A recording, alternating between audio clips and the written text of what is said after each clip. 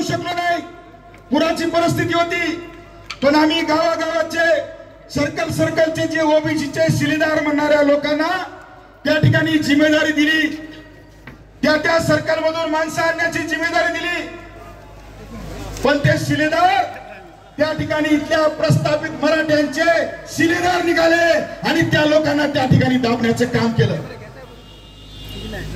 मला या ठिकाणी जाणीवपूर्वक सांगायचंय, या सगळ्या परिस्थितीमध्ये इथल्या सगळ्या पक्षांनी, मग भाजप असेल, काँग्रेस असेल, दोन्ही शिवसेना असतील, दोन्ही राष्ट्रवादी असतील, मी आज दुःख व्यक्त करत नाही, कारण आम्ही थांबणारे लोक नाही, कारण पुन्हा आंदोलन चालू होणार आहे, पण मी त्यांची यादी सांगणार नाही। पण आता येणारी पुढची निवडणूक डोळ्यासमोर आहे, तुम्ही आमच्या गोरगरीब लोकांना, आमच्या तुमच्यावर विसंबून असणाऱ्यांना, त्या ठिकाणी कार्यकर्त्यांना, राजकीय पक्षाच्या कार्यकर्त्यांना दमदाटी केली असेल, तुला तिकीट देत नाही, तुला बसू देत नाही, तुला उठू देत नाही, तुला फिरू देत नाही, अशा पद्धतीच्या दबाव तंत्राचा वापर तुम्ही केला असेल, या साई पक्षातल्या प्रस्थापितांना मला त्या ठिकाणी सांगायचं आहे, त्यांना सगळ्यांना सांगायचंय की लढाई इथं थांबलेली नाही आणि लढाई इथं थांबू शकत नाही। तुम्ही आम्हाला किती दाबण्याचा प्रयत्न केला, ओबीसीचा आतापर्यंत मागे मोर्चा झाला का हो कधी? जरा सांगा लोकांनी, 10 वर्षाखाली झाला का? झाला का? 20 वर्षाखाली झाला का? 30 वर्षाखाली झाला का? इथं सिनियर मंडळी बसलेले माचनवर सर, स्वातंत्र्याच्या 75 वर्षातला पहिला ओबीसीचा महामोर्चा आहे हा पहिला, आणि ह्या महामोर्चाची दशकी इथल्या प्रस्थापितांनी एवढी घेतली की प्रत्येक कार्यकर्त्यांना फोन, अशोकराव चव्हाणजी, हो जिल्हा परिषदच्या सदस्याला तुम्ही फोन करत नव्हता, पण गावातल्या ग्रामपंचायतच्या माजी सदस्याला सुद्धा तुम्ही फोन करत बसलात, गेली 4 दिवस झाले। तुमच्या शेकडो फोन केलेले कार्यकर्ते आम्हाला फोन करतात की काय करू भाऊ, साहेबांचा फोन आलाय, आता मी गावातून 4 गाड्या काढणार होतो, 5 काढणार होतो, साहेबांचा फोन आलाय। अशोकराव चव्हाणजी, प्रताप पाटील चिखलीकरजी, कुंटुरकरजी, गोरठेकरजी, अरे तुम्ही स्वतःला पाटील आणि देशमुख म्हणून घेणार आहे, आता आमच्या मागासवर्गीयात आलात, तुम्हाला पाटील देशमुख इथून पुढे आम्ही म्हणणार नाही, कारण आता तुम्ही इतर मागासवर्ग झालात, तुम्ही आता मागासवर्गीय झालात, आता मागासवर्गीयाला दाबण्याचं काम करू नका, आता तुमची पाटीलकी देशमुखी संपलेली आहे। ज्या दिवशी तुम्ही जरांगे पाटलाला सर्वपक्षीय पाठिंबा दिला, त्याच दिवशी तुमची देशमुखी पाटीलकी संपलेली आहे। मला आजपर्यंत श्रद्धेय बाळासाहेब आंबेडकरांनी सांगितलं, मी त्यांचा कार्यकर्ता असल्यामुळे, की अविनाश काही बोलू नको, शांत राहा, पण मी साहेबांची माफी मागून आज मी काही गोष्टी उघड करणार आहे, काही गोष्टी उघड करणार आहे। छगन भुजबळ साहेब, तुम्ही या ठिकाणी ओबीसीचे नेते म्हणून राज्यभर फिरता, काय अडचण आहे तुम्हाला? फक्त तुम्ही समता परिषदेच्याच परिषदेला मिटिंगला जाणार आहात का? ओबीसीनी बोलायला तयार नाहीत का? बरं येणार नसाल तर ठीक आहे, पण इथं जिल्ह्यामध्ये 100 फोन तुम्ही सुद्धा केलेत मोर्चाला जाऊ नका म्हणून, तुम्ही सुद्धा केलेत, काय अडचण आहे तुम्हाला? तुम्हाला विरोधी पक्षाचा कोणी माणूस चालत नाही का? कशामुळे तुम्ही त्या ठिकाणी करता? आपल्याला माहित आहे 1.5 वर्षाखाली नरसीला सुद्धा आपण ओबीसीचा मेळावा घेतला होता, त्याही वेळेस तुम्ही विरोध केला, काय अडचण आहे तुम्हाला? श्रद्धेय बाळासाहेब आंबेडकर नको आहे, तुम्हाला विरोधी पक्षाचा कोणी व्यक्ती नको आहे, फक्त तुमचं गुणगान गाणारीच माणसं हवी आहेत, काय अडचण आहे? ओबीसीचा लढा कुणी लढलेला या राज्यामध्ये, देशामध्ये?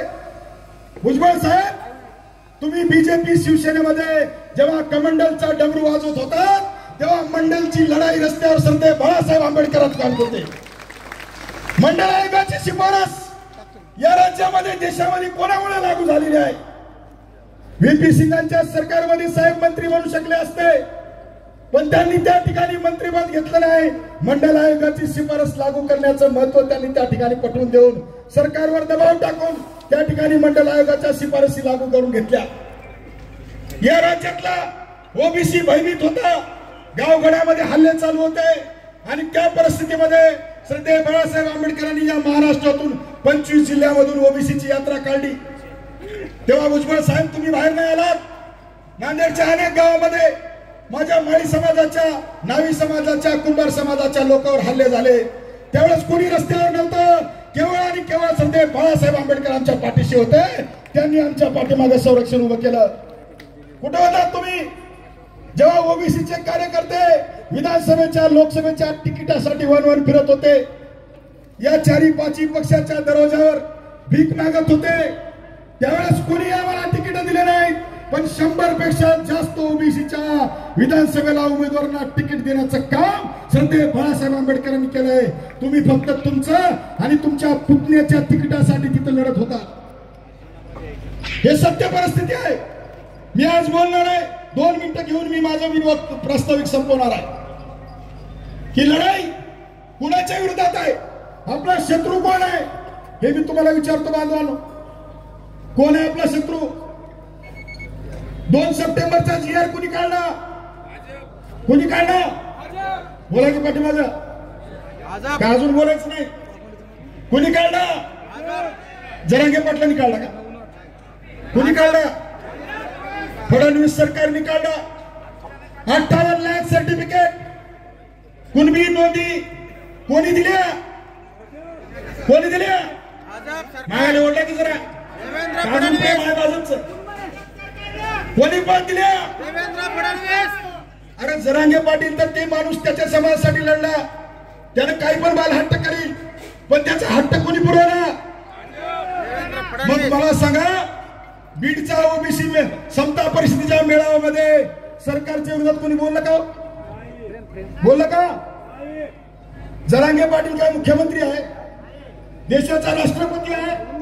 कोण आहे की प्रत्येक वक्ता जरांगे पाटलावर बोलला, पण फडणवीसवर आणि अजित पवार किंवा त्या ठिकाणी एकनाथ शिंदेवर कोणीच बोललं नाही।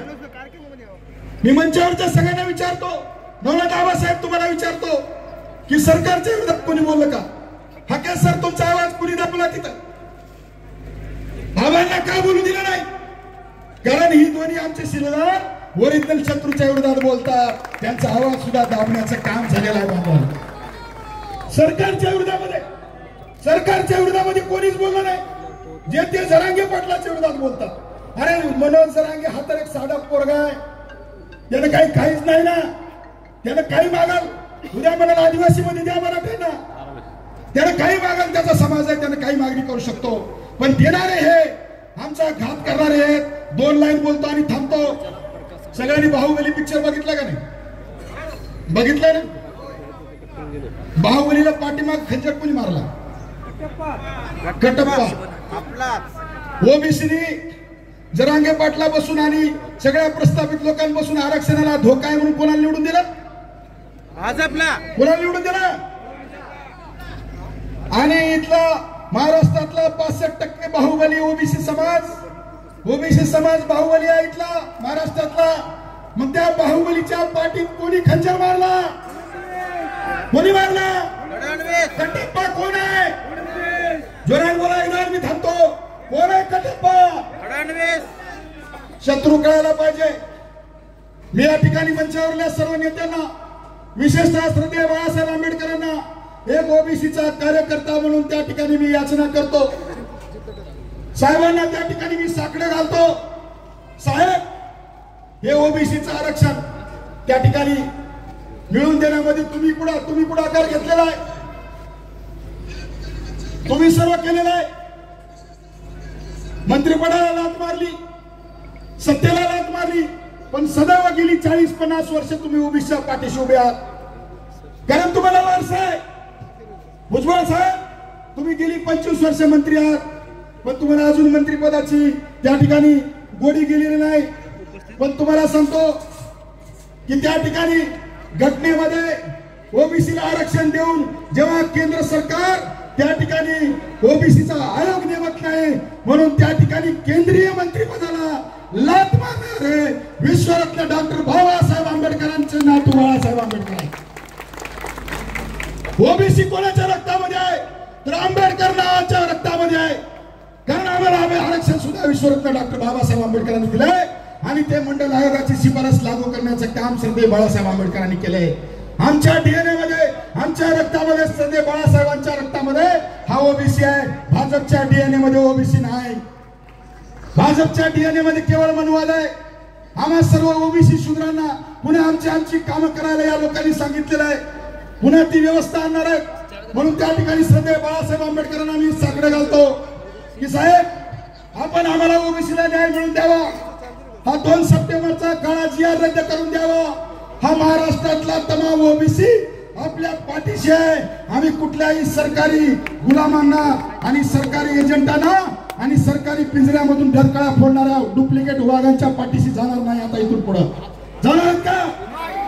भुजबळ साहेब तुम्ही राजीनामा देऊन बाहेर या, आम्ही तुमच्या पाठीमागे येऊ. उगा पिंजऱ्यात बसून ढरकळ्या फोडू नका. तुम्ही बीडच्या मेळाव्यात बोललात फडणवीसांना अंधारात ठेवून हे काम झालं म्हणून. फडणवीसांना अंधारात ठेवून काम होतं का एवढं मोठं? मुलांना येणं बनवतात. आणि म्हणून मी साहेबांना विनंती करतो की आपण या ठिकाणी आमच्या ओबीसीचं नेतृत्व पूर्णपणे आपण सगळा हा विषय हातात घ्यावा आणि आम्हाला न्याय मिळवून द्यावा. नवनाथ आबा आपल्या पाठीवर सरदेव बाळासाहेब आंबेडकरांचा आशीर्वाद आहे. आपण नवनाथ लक्ष्मण हाके सर आपल्या पाठीवर साहेबांचा आशीर्वाद आहे. आपण सगळे मिळून महाराष्ट्रामध्ये ओबीसीचं संघटन उभं करावं. आम्ही सगळे आपल्याला साथ देऊ. एवढंच या प्रसंगी बोलतो आणि माझा प्रस्ताव थांबतो. जय हिंद, जय ओबीसी, जय भीम.